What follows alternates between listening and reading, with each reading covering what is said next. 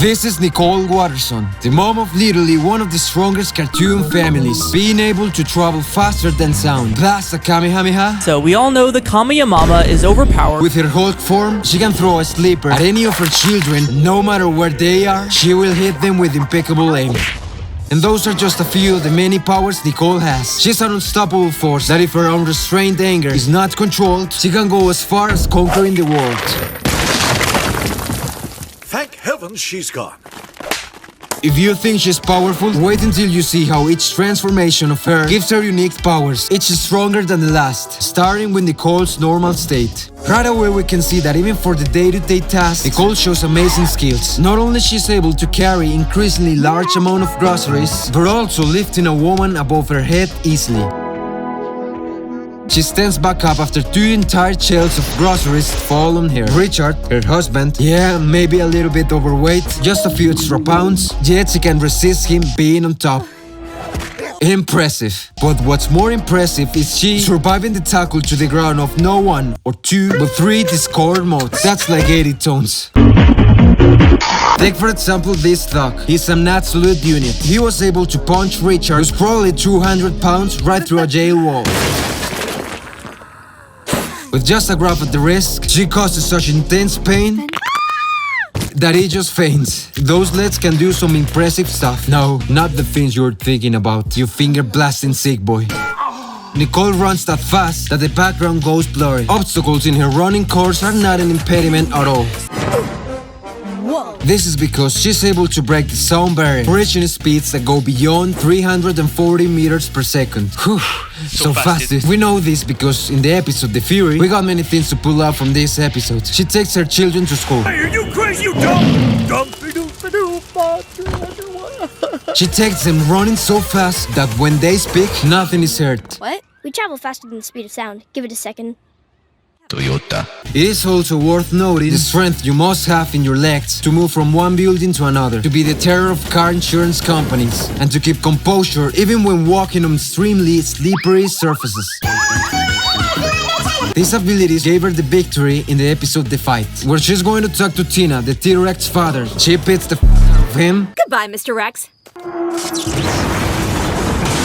As we saw, she can probably resist the way of a dinosaur, but I would say her speed was the reason she won this fight, since a T-Rex is not that fast. In this normal state, we can see her fighting in the episode The Remote. Richard, Darwin and Gumball are trying to get the remote control. As part of a healthy, happy and functional family, they practice some domestic violence. But it's even more fun to commit domestic abuse with your mother-in-law. And what's better than all of this? To assault the like and subscribe buttons. De vieja culia, muérete. No, but in these 2 situations, I'm pretty sure she didn't even use her 0.0001% of true power. She showed great martial arts skills, but it's her family. Of course, Nicole holds back against them. So I would say that Nicole in her normal state, the strength that stands out the most is her agility. Not needing any kind of trigger to use it, and with awesome control over her abilities, she can pulverize a car. But she can control her chakra to be light enough to jump off a butterfly with doing as little as pushing it down less than an inch. This when she was a little girl and in the middle of a high-speed run, yet she shows no tiredness. These are the top 10 overpowered anime characters who hide their true strength. Semi-rage state. In this phase, Nicole's powers increase notably. We see a little glimpse into her fighting prowess when she completely annihilates a group of bandits during the apocalypse. She the real gangster. Not only she will destroy you physically, but verbally will shatter you, roasting you so hard like she invented Call of Duty lobbies. I'm a vampire, I'd rather be a werewolf any day, boy. She blows you back and leaves you with zero willing to leave, only with her voice. He's low-life, bottom-feeding, undereducated, unhygienic, slimy, no-neck, toxic, triple-chinned, oxygen-wasting, crude, gutless, foul-smelling, buck-toothed, corrupt, felonious, disgraceful, disease-ridden, bow-legged, yellow-bellied, backstabbing, ghoulish, vulgar, despicable, worm-headed, worthless, stage! And what if I told you that she doesn't even need to talk to send you back to your mom's couch, blowing away an entire shelf with just a stare? Nicole got the keen's haki. In this semi-rage form, she causes a multi-block level shockwave with a snap of her fingers. That's pretty intimidating. She goes beyond the just stopping a charging T-Rex in its tracks. In her eyes, she can show you the scariest nightmare. Those eyes are some real Sharingans. In the episode The Castle, there's someone stupid enough to provoke Nicole, so she just activates her Tsukijami.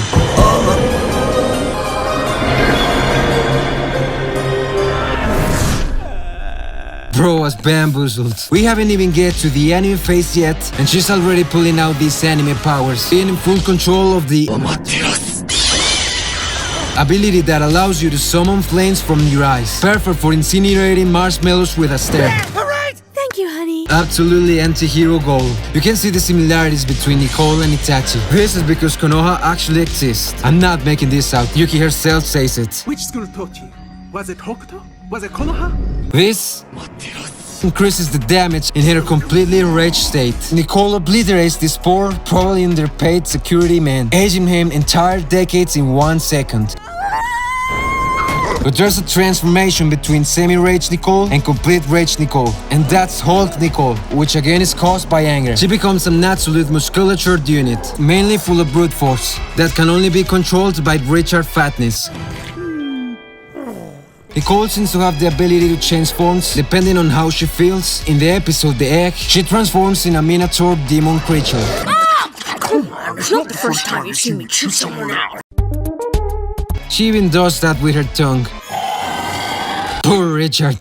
Another transformation can be seen in the episode The Worst, when all Watsons had a bad day, so they compete to know who has the worst life based on their role in society. So Nicole changes her physical appearance to her equivalent of what she would look like if she was a man. Whoa! Push that button for us.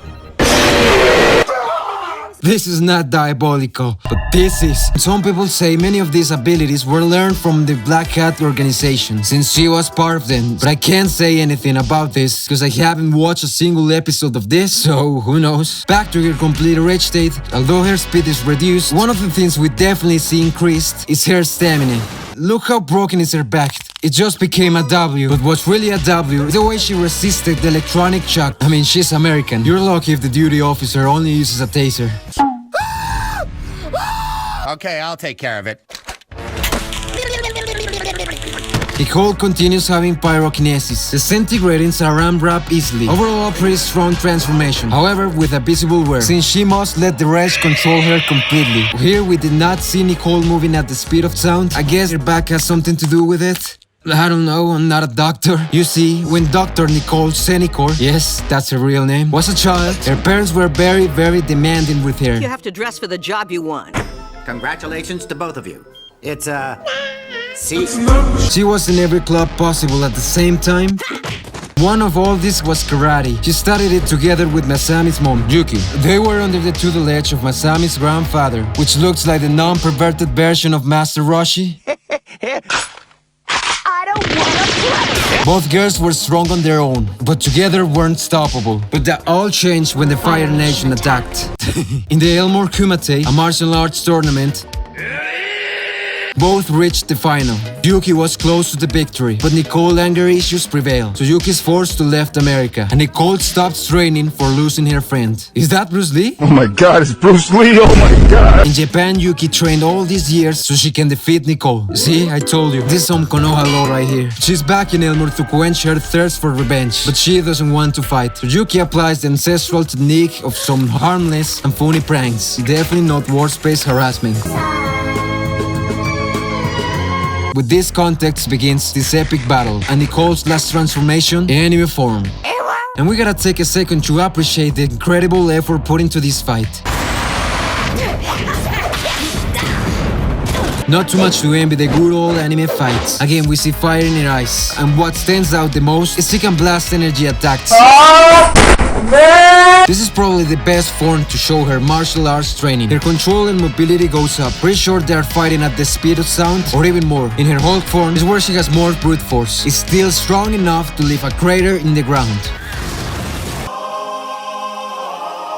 As I told you earlier, Nicole stopped training many years ago. Meanwhile, Yuki had years of pure, rough and hard training. However, Nicole was able to give a good fight. Although she kinda looked tired, she was resisting her energy attacks with a strong shield. Imagine if Nicole would have kept training. She definitely had conquered the world at that point, and even though the fight was very even, maybe the scale tripped a bit towards Yuki, but Nicole was not that angry. I'm pretty sure if she would have entered in a complete rage state in this anime form, triggered by something happening to her children, she would become so full of wrath and so powerful, she would defeat Yuki in no time, and even destroying the world in the process.